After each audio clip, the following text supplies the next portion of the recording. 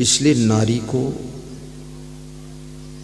अगर सुरक्षित रहना हो तो उसके साथ में किसी पुरुष का होना आवश्यक होता है। लक्ष्मण जी अगर होते तो रावण हरण नहीं कर पाता। अगर कोई पुरुष ना हो आपके साथ, फिर भी आप चाहते मेरी सुरक्षा हो, तो लक्ष्मण रेखा के अंदर रहिए। लक्ष्मण रेखा क्या है? नियम की रेखा, मर्यादा की रेखा, धर्म की रेखा, ये लक्ष्मण रेखा है। और लक्ष्मण रेखा के अंदर तो साधु को भी रहना चाहिए। साधु भी अपनी मर्यादा में रहे। मर्यादा तोड़ करके व्यवहार बर्ताव ना करें। मर्यादाओं का उल्लंघन करके साधु को किसी के साथ में संबंध नहीं करना चाहिए। शरीर साधु नहीं है। आपने जो मर्यादाओं का पालन किया है, जो नियम संयम किया है, जो त्याग तप किया है, उसी का नाम साधुता है। ये शरीर थोड़े कोई साधु होता है। अब ये शरीर को सफेद लाल कपड़ा पहना दिया तो एक वेशभूषा यूनिफॉर्म रखना पड़ता ताकि लोग समझ जाएं संत है। बाकी ये कपड़े पहन करके भी हम लफड़े खत्म न कर पाए तो संसार को धोखा देना है।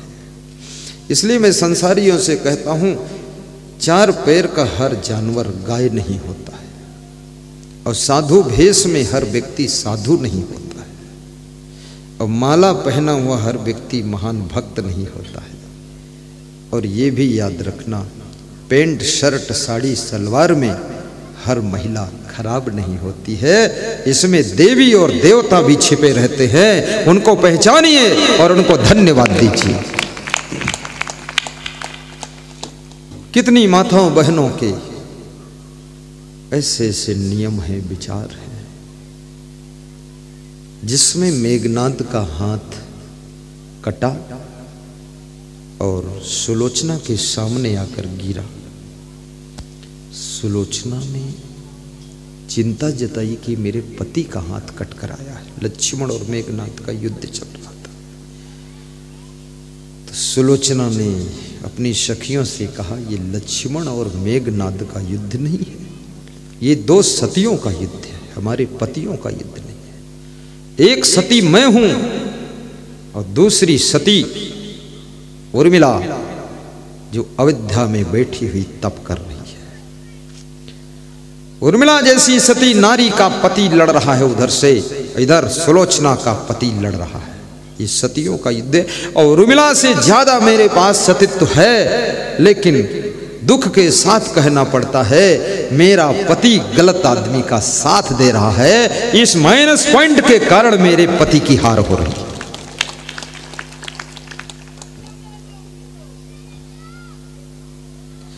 फूलों की माला गूंथ रही थी सुलोचना, तो गीत गाती है। गा दूं जो सुलोचना ने गाया था, एक कड़ी है। गूंथूं फूलन की माला मेरे प्राणाधार तुम ही हो, जीवन धार तुम ही हो, मेरे आधार तुम ही हो। गूंथूं फूलन की माला मेरे प्राणाधार तुम ही हो, जीवन धार तुम ही हो। नारी शक्ति का प्रभाव उसके पति के ऊपर भी पड़ता है। पुत्र की तपस्या का प्रभाव पिता को भी प्राप्त होता है। शिष्य की सच्ची तपस्या का प्रभाव गुरु को भी प्राप्त होता है, और गुरु के तप का प्रभाव शिष्य को प्राप्त हो जाता है।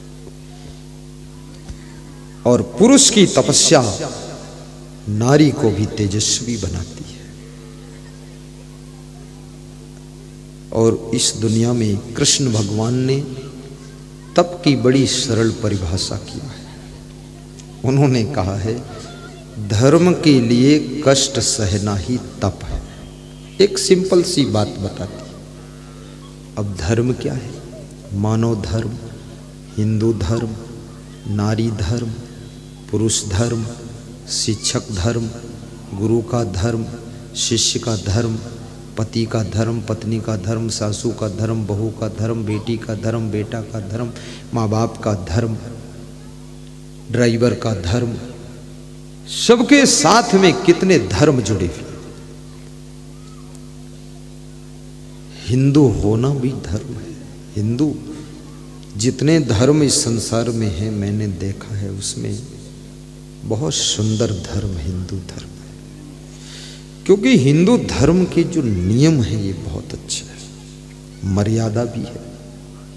हिंदू धर्म में साधु संत का भी स्थान है। हिंदू धर्म में भक्ति का बहुत बड़ा स्थान है।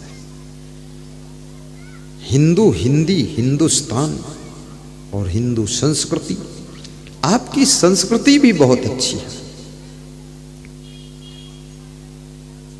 इसलिए मैं हिंदू धर्म को भी नमन करता हूँ, हिंदुस्तान को धन्यवाद देता हूँ और हिंदी भाषा को भी स्वीकार करता हूँ। कितनी सरल भाषा, इतनी मीठी भाषा, इतनी मृदुल भाषा, कोई भी सहज भाव से सीख सकता है।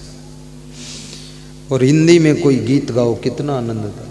ये इंग्लिश में गाओ ट्विंकल ट्विंकल लिटिल स्टार, मजा ही नहीं आता है, लेकिन हिंदी में गाओ कितना अच्छा लगता है।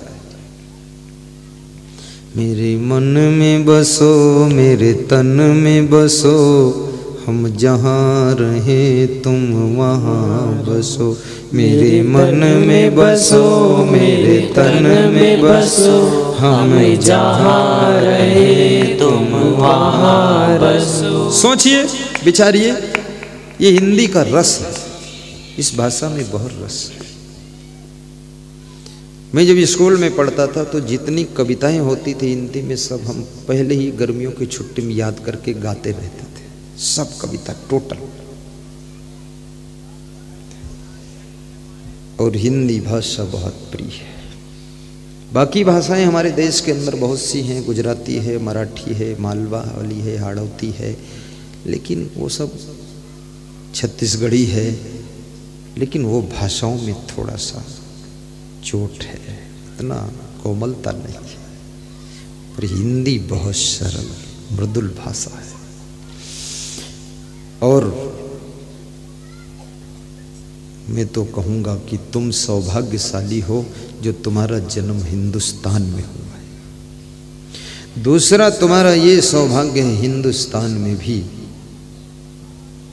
जिसका जन्म मध्य प्रदेश में, गुजरात में, महाराष्ट्र में, राजस्थान में, यूपी में, छत्तीसगढ़ में, हरियाणा में और पंजाब में, उत्तराखंड में, हिमाचल में और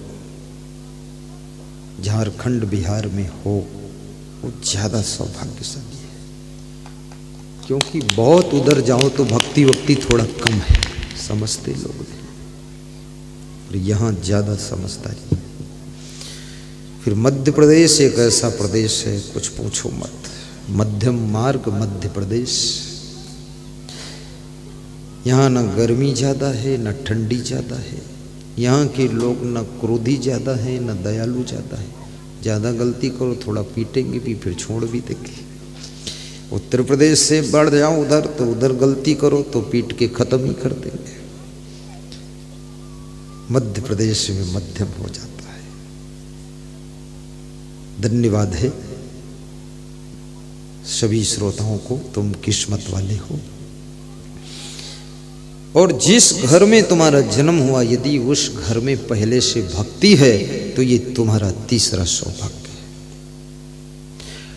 और जिस गांव में जन्म हुआ है, जिले में जन्म, वहां अगर कोई महान साधु संत आते हैं, प्रवचन सुनाते हैं, तो ये तुम्हारा चौथा सौभाग्य है कि सहज मिल गया सत्संग।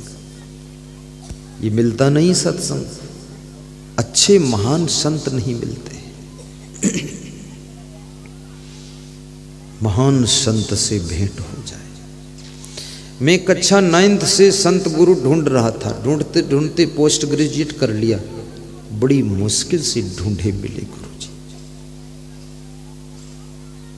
क्योंकि ये वहरे गहरे नथु खैरे वगैरह में पड़ जाओ तो कोई मतलब नहीं। फूटी नाव पर बैठो, नाव भी डूब गई, तुम भी डूब गई, क्या मतलब निकला। वो जो सेटिंग करने के लिए डिब्बे खड़े हैं स्टेशन पर ना, उसमें बैठ लो, महीना भर खड़े रहेंगे तो वहीं तुम बैठे रहो। चालू होना चाहिए होशियार गुरु। गुरु कैसा हो? लोग कहते हैं चाहे जैसा हो। अरे ये गुरु खेल नहीं है, गुरु करो जान के, पानी पियो छान के, ये पचड़े में मत फंसो। और गुरु का जिंदगी में बहुत महत्व है। गुरु का मतलब है वह चाबी जो हमारी जिंदगी के सुख शांति का ताला खोलती है, उस चाबी का नाम गुरु होता है। अब धीरे धीरे गुरुओं ने क्या ठगई विद्या शुरू कर दी। वो बोलते हैं अरे बस माला पहना दो, कान में कुर्र कर दो, हो जाएगा, फिर बाकी जैसे हो जाएगा। इससे कुछ नहीं होगा।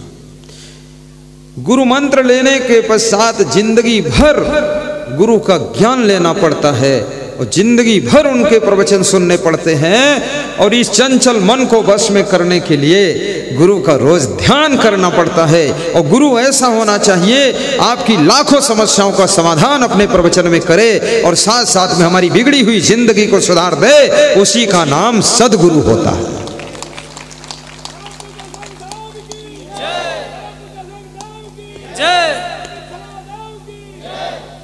धन्य हो तुलाराम। एक बार और खड़े रहो। ये नाचते भी बहुत अच्छा है। ये नाचते तो ऐसे ऐसे करते हैं, तो मैं सोचता क्या दोनों आंख फोड़ना चाहता है। और कभी मुक्का करके ऐसे ऐसे करते हैं, तो मैंने कहा ये कूट भी देगा। इनका डांस अभी आरती होगी, देखना है। इनके नाचने भर की जगह ही नहीं यहाँ है। बहुत अच्छा। अभी यही आयोजक थे पिछले शिवपुरी जिले में बैराड तहसील में मुख्य आयोजक ये थे श्री तुलाराम यादव डॉक्टर साहब। 2 बेटे आपके पुलिस में हैं, एक बेटा इंजीनियर है दिल्ली में और चौथा बेटा भी पुलिस में सिलेक्ट हो रहा है। ये बहुत महान व्यक्ति, छोटा मोटा आदमी नहीं। क्या धन्य हो प्रभु। प्रोग्राम इन्होंने किया था बैराड में, मैं वहीं से आया हूँ यहाँ। इनका प्रोग्राम 14, 15, 16 को था।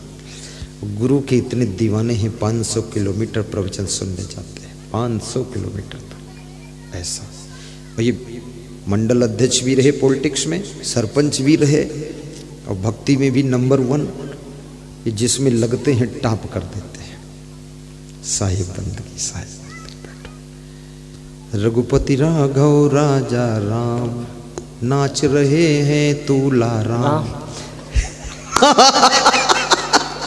पता न पावे सीताराम, रघुपति राघव राजा राम। शाम हुई तो 200 ग्राम, पता न पावे सीताराम। ईश्वर अल्लाह तेरे नाम, सबको सम्मत दे भगवान। रघुपति राघव राजा राम। ये महात्मा गांधी का बहुत अच्छा मंत्र था। इसको गांधी जी हमेशा बोलते थे, ईश्वर अल्लाह तेरे नाम। पर कोई सुना नहीं, समझा नहीं, माना नहीं। ना हिंदू माने न मुसलमान माने। अगर ईश्वर अल्लाह तेरा ही नाम है तो मस्जिद में सब हिंदुओं को जाने की छूट मिल जाए और जाने का मन हो जाए। अगर ईश्वर अल्लाह तू ही है तो मंदिर में आकर के मुस्लिम आरती करने के लिए तैयार हो जाए, तब समझ लो ये ज्ञान गले उतरा है। अन्यथा केवल मुंह से बोल रहे हो ईश्वर अल्लाह तेरे नाम, वो समझता ये 2 नाम है, ईश्वर अलग है, अल्लाह अलग है। परंतु ये ज्ञान इतना जल्दी होगा नहीं, आत्म ज्ञान है। विषय बहुत बड़ा है ये। ईश्वरा सर्वभूतानां हृदय से अर्जुन तिष्ठति, अंगुष्ठ मात्रा पुरुषा आत्मनि तिष्ठता। ईशानो भूत भव्यस्य न ततो बीजगुप्सिते यतत वै तत् एनम रूपम रसम गंधम शब्दान अस्पर्शात मैथुनान। कठोपनिषद का ऋषि कहता है जिसके अनुग्रह से सब विषयों का हम ज्ञान करते हैं वह वही परम तत्व है जिसके द्वारा सब जाना जाता है। ये वही है आत्मा जिसके बारे में नचिकेता तुमने पूछा है। यमराज कहते हैं ये आत्मा ही तो परमात्मा का रूप है, परमात्मा इससे अलग नहीं है। ये कठोपनिषद में बताया है। नचिकेता को यमराज ने उत्तर दिया है। और ये सूत्र अगर समझ में आ जाए कि आत्मा में परमात्मा है, तो तुम किसी के साथ गलत व्यवहार नहीं कर सकोगे, किसी की जेब न काट सकोगे, क्योंकि जिसकी जेब काटने जा रहे हो वो भी तो परमात्मा है। फिर किसी के साथ छल कपट भी नहीं कर सकोगे, क्योंकि छल कपट करने जा रहे हो वो भी तो परमात्मा है। ये छोटा सा सिंपल सा फार्मूला लोगों की समझ में उपनिषद का फार्मूला आ जाए तो लोगों को बहुत बड़ी सद्बुद्धि मिल जाएगी। और श्री कृष्ण भगवान भी कहते हैं, ईश्वर सर्वभूता नाम हृदय से अर्जुन तिष्ठति, ईश्वर समस्त भूत प्राणियों के हृदय में निवास करता है। तो अर्जुन कहते हैं फिर कृष्ण तुम कौन हो? अरे भले फालतू बात मत कर, ईश्वर सबके हृदय में बैठता है। और कबीर साहब यही बात कहते हैं, कस्तूरी कुंडली बसे मृग ढूंढे बनमाही, ऐसे घट घट राम है दुनिया जाने नाही। आपके ससुर के अंदर भी तो वही राम है, इसलिए बूढ़े ससुर को ठुकरा कैसे सकते। एक नवयुवक ने विवाह किया, उसकी पत्नी आई। पत्नी ने समझाया कि आपकी सेवा तो कर लूंगी, बच्चों की कर लूंगी, लेकिन ये तुम्हारे बूढ़े माँ बाप हैं, इनको वृद्धाश्रम में छोड़ दो, वहाँ 2000 महीना दे देना पैसे, इनको वहाँ छोड़ दो। तो उस स्त्री का पति उनको वृद्धाश्रम छोड़ने चला गया। आज्ञाकारी पति था, छोड़ आया। कोई गलत आज्ञा दे ये तो बिल्कुल गलत बात है। छोड़ आया और लौटा तो लेडीज़ का मोबाइल गया कि छोड़ दिया? बोले छोड़ दिया। बोले दीपावली होली त्यौहार में भी आने के लिए मना कर दिया? बोले नहीं मना किया। बोले वो आ जाएंगे दिवाली होली में फिर इधर, पूरा मना कर दो।